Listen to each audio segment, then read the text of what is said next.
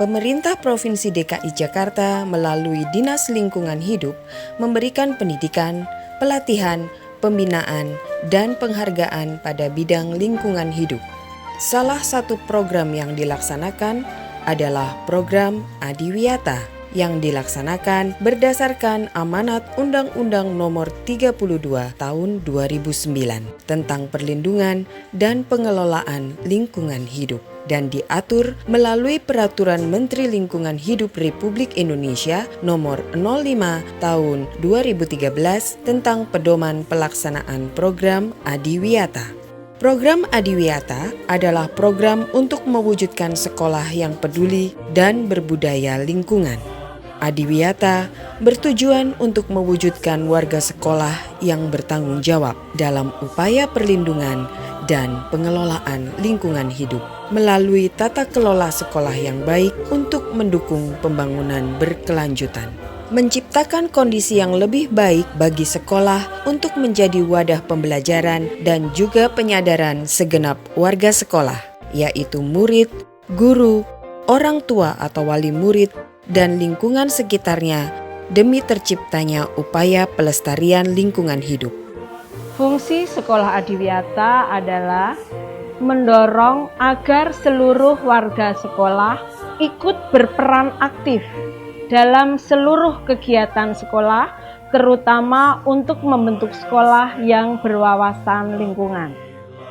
Target sasaran Adiwiyata ditujukan pada pendidikan formal dengan jenjang dasar pendidikan SD, SMP, SMA atau sederajat. Lingkungan hidup harus didekati sebagai sebuah gerakan. Merawat lingkungan harus menjadi gerakan kolosal, semua terlibat. Dan di dalamnya sebuah masyarakat ada rumah, ada sekolah. Sekolah merupakan titik penting sekali untuk menumbuhkan kebiasaan-kebiasaan yang nantinya menjadi kebudayaan yang terkait dengan lingkungan hidup. Karena itu sekolah yang mendapat predikat sekolah Adiwiyata jangan berhenti sampai di situ. Penghargaan ini harus dipandang sebagai sebuah proses. Saat ini menerima Adiwiyata, selanjutnya ditumbuhkan kebiasaan-kebiasaan itu, diteruskan sehingga dia menjadi nanti budaya, nanti peradaban, dan proses menuju kemandirian dalam mengelola dan menjaga lingkungan hidup dimanapun mereka berada. Nah, karena itulah siswa-siswi di sekolah yang berhasil mendapat predikat Adiwiyata harus bisa menjadi inspirasi bagi warga di sekitarnya dan juga di rumahnya. Jangan sampai Adiwiyata itu penghargaan berhenti di sekolah. Ini harus muncul menjadi perilaku, dan anak-anak yang memiliki pengalaman berada di sekolah yang berpredikat sekolah Adiwiyata menjadi inspirasi di luar.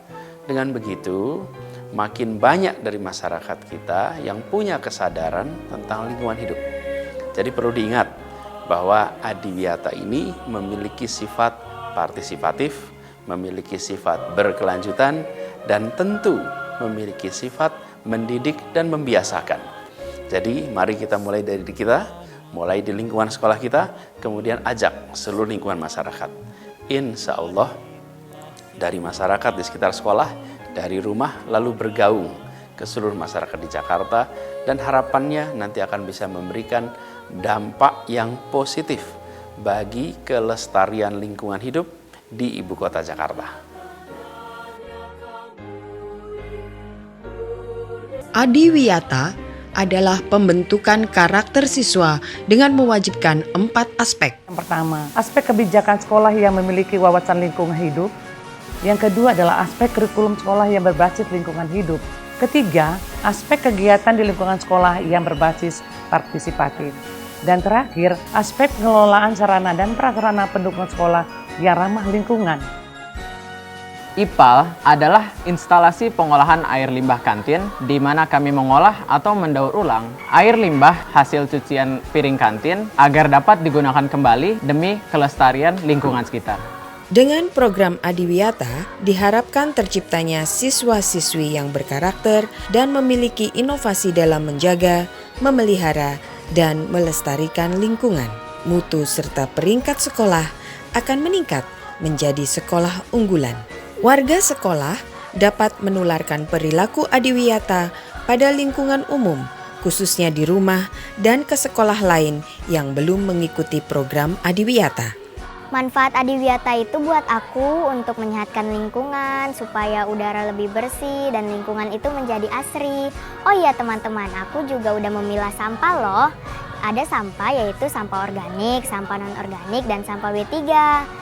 Sampah organik jika didaur ulang akan menjadi pupuk, sedangkan sampah non-organik jika didaur ulang akan dapat menjadi barang-barang yang lebih berguna dan bermanfaat. Maka dari itu, ayo teman-teman kita memilah sampah dan menjaga lingkungan sekitar kita. Dan kualitas generasi muda yang sehat, cerdas, dan berbakat di masa depan.